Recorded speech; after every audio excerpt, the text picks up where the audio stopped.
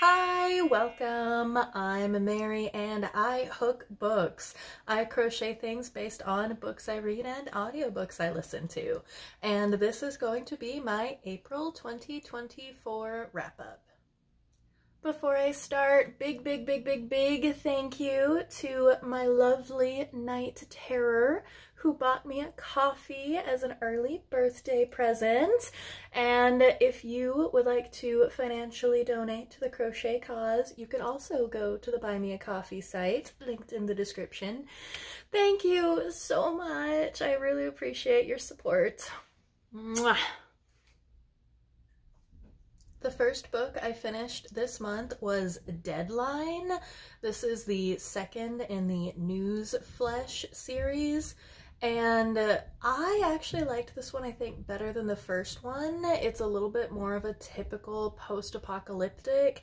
It doesn't have as much of the politics that wasn't really my thing in the first book, so I enjoyed it. I gave it a 4-star, and anything 35 pounds or more can spontaneously become a zombie, so they had to make all their pets mini. So I made this cute little mini puppy. And then I read Empire of Wild, and this was on a lot of people's favorites a while back, and I read Cherie Dimaline before and I really liked it, but this was kind of forgettable. It is a Rougarou story, and there's a creepy preacher, so I guess it was on the creepier side, but a couple weeks later and I barely remember it. So I gave it a 3.5 at the time, but I genuinely, except for not liking the ending, I don't remember much about it. So hopefully the other books I have on my TBR by her go a little bit better. But I really did like, I didn't have a Rougarou pattern, but I do have a cute little gray wolf.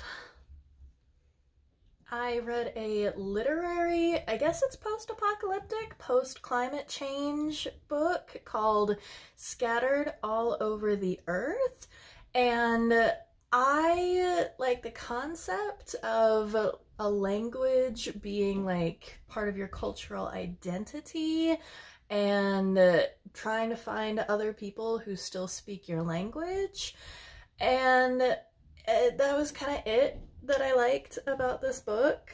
It was slow, it didn't really go anywhere, I didn't love any of the characters. It was kind of interesting, it brought up some interesting concepts, but those have been done better elsewhere. There is also a little bit of a translation issue. I took 4 years of Japanese in high school, and they don't use pronouns the way that the West does. So when they misgender a transgender character, I think it's more of a translation issue than a writing issue. So that also was a ding against it. Maybe a better translation would have worked better for me, but I always love making these little sushi rolls, and no one knows Japan anymore in this book. They just know it as the land of sushi.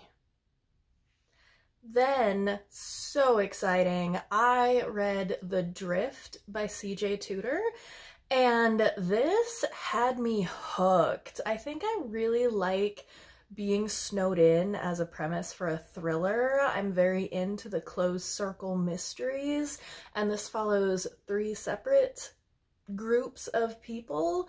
It is post-apocalyptic. There's a virus out there, but that's not really what it's about. It just adds a little bit of extra drama to them being trapped in these snowed in places. I loved this, and I gave it 5 stars. And because they're all snowed in, I made some little snowflakes to get ahead, I guess, this holiday season. I needed a palette cleanse after that thriller though, so I read The Green Mill Murder. This is the 5th Phryne Fisher book, and I don't like historical fiction at all, like, except for these. I love Phryne. So she was quintessentially Phryne in this book. She was at the Green Mill Dance Club solving a mystery, and then she goes into the bush to find a long-lost person, does very Phryne type things with him for a while, and a wombat that he adopted comes in, and it's not really a spoiler, I guess, but the wombat saves the day. So for that, I had to at least give it 4 stars. I read The Earth Abides, and this main character comes down from the mountains to find everybody has died, kind of like Stephen King's The Stand. Everyone is just kind of gone in a very short amount of time. And then he goes on a road trip and he finds other survivors, and he's like, you know what? I'd rather be the last man on Earth. Okay, bye, peace out. And I had never felt so seen by a piece of literature. But then he comes back to his home and he selects his group of survivors, and it becomes an intergenerational story. And he almost becomes like a god to the other people in his community. And it's a very interesting look into the mythologies that we can come up with in a very short amount of time. So he has a hammer with him that eventually becomes almost like a holy symbol toward the end of the book. So I made this crocheted hammer. And the last book that I read this month was The Terraformers, and I'm generally not that into epic fantasy or epic sci-fi. I usually don't go for things that say like space opera, but this was pretty good. I really liked the first parts, probably the best. It drew me in the most. The second part was very different and had way more alien sex than I was prepared for. Not in an erotic way, just in a, hey, this is what non-humans might... Anyway, and then the third part was a really interesting kind of look at end-stage capitalism and labor movements. So this book just did so much, and it did a lot of it really well, I think. It always is interesting to me to see non-human aliens. That is something that I really like, non-humanoids. So I like that they went there and they explored what could happen on a planet as they're terraforming it over hundreds of years, and the changes we'd need to make to humans to do that. And of course, what never changes under capitalism.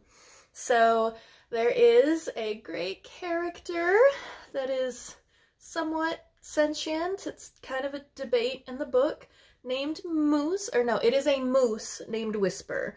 And then later in the book, they have a cat named Moose, and it's adorable. So I made this crocheted amigurumi moose. You should all go watch the vlog that I did. I did something a little bit different where I read themed books until I finish a project, which I think I want to do again. That was kind of fun. And this is the Study of Texture blanket that I made for that. And if you want a little bit more, go watch that. I'll try to remember to link it in the description. And the books that I read for that, again, more details there, but quick rundown. The Deep is very It meets Underwater, and I gave it 5 stars. Then Our Wives Under the Sea is The Shape of Water meets Blue is the Warmest Color, and I gave that 3 stars. And then The Deep is The Hurt Locker meets Roots with Mermaids, and I gave that a 4.5. Then The Island of the Sequined Love Nun is Flight meets The Road to El Dorado, And then the Wild Shore is kind of like playing the Fallout games, but only the parts where you're running around in the desert not doing much, except on a beach. And I gave that one 2.5. Then I ended with Dade County Death Cruise, and that is very Speed 2 meets Identity, and that one got 5 stars from me. So that was my 2024 April reading and crochet wrap-up, and I appreciate you watching. If you would like to support me financially, you can go to the link in the description and go to buy me a coffee to contribute to the crochet positivity cause. Otherwise, I just really appreciate you watching, liking, subscribing. Let me know if you are reading or crocheting anything interesting in the near future. And please just take care of yourself, read, crochet, exercise, take a long bath, do something to nourish yourself, and just remember to keep your shoulders back, your head up, and breathe.